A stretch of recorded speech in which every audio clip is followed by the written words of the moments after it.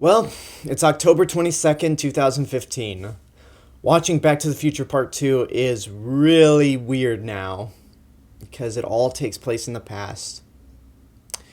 But moving forward. So, it's the last week of October, Saturday's Halloween, and I think it's time I talk about a couple of horror movies or Halloween related movies. Starting today and ending on Friday, I will be discussing 5 movies that I've picked to talk about. 4 of them are horror movies. One of them is not. You'll find out what that is at the end of the week.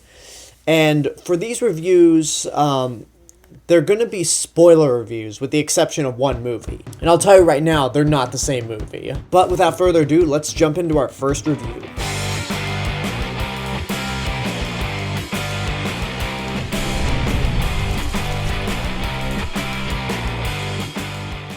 We are going to start off with Night of the Living Dead. Came out in 1968, directed by George Romero. This movie came out in 1968 and starts off with a brother and sister, Johnny and Barbara, who go to visit their father's grave. Suddenly, Barbara is attacked by this weird guy. Johnny tries to save her, but supposedly is killed. Barbara makes her way to an old abandoned house where this guy named Ben is holding up because supposedly there's been an outbreak and it's pretty much the zombie apocalypse. So it's these characters along with a family that's been hiding in the cellar of the house, trying to fight for their survival, even if it means fighting among themselves. So I have not seen Night of the Living Dead until just last year, on Halloween Day last year. And I've heard a lot about it. I've heard James Rolfe talk about it a lot. On the Halloween podcast I did last year, Cassie mentioned Night of the Living Dead.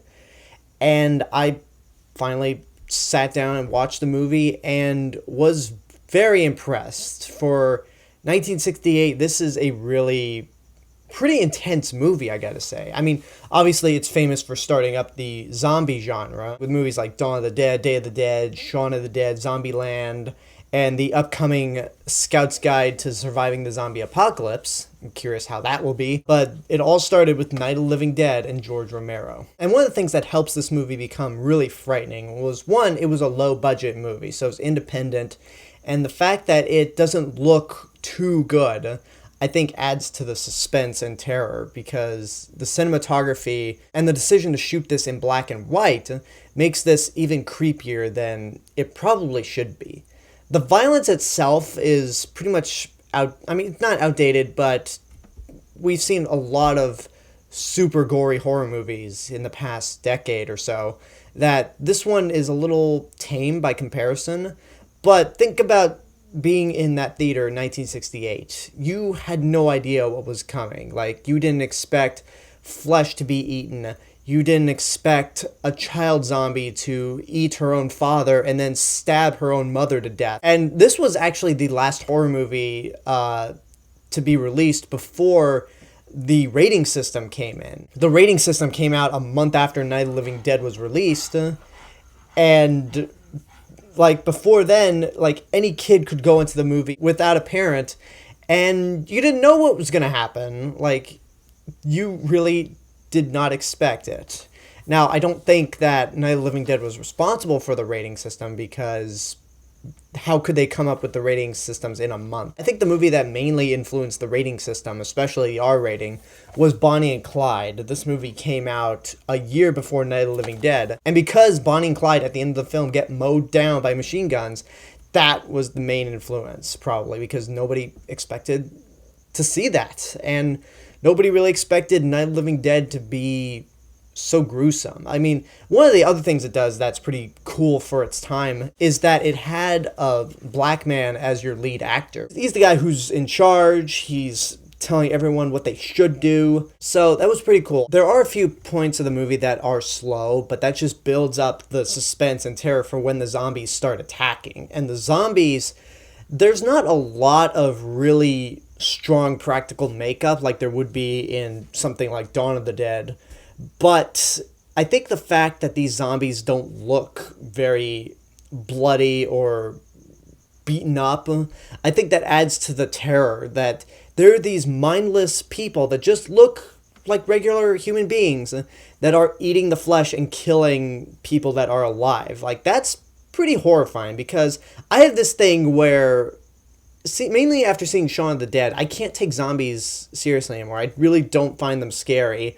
That's why I couldn't really get into The Walking Dead. I just didn't find zombies very scary. But this is an exception because, as I said, the zombies don't have a lot of makeup on and they don't appear all bloody. They just look like regular people. So I'm praising this movie a lot, though there is one thing in this movie that I hate. For the life of me, I hate this thing, and that's the character of Barbara. She is a totally useless character in this movie. She's so helpless. When she gets into the cabin with Ben, she really has no idea what to do. That's a big problem with George Romero's writing here, is that he really could not find anything for Barbara to do. And, like, she's useless. All she does is sit around confused. She's unable to help. And by the time she gets eaten, I'm like, okay, good. I didn't really care for her at all, so yeah, fuck her.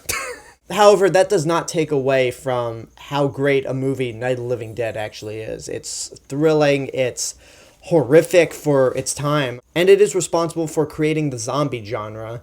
And we would not have things like Shaun of the Dead or Zombieland if it weren't for Night of the Living Dead. So I can safely say, despite Barbara being a totally useless character, I would still say get off your ass and go see it right now. I mean, it's a public domain movie. There was a problem with copywriting, so it ended up in the public domain. You can find it on YouTube for free.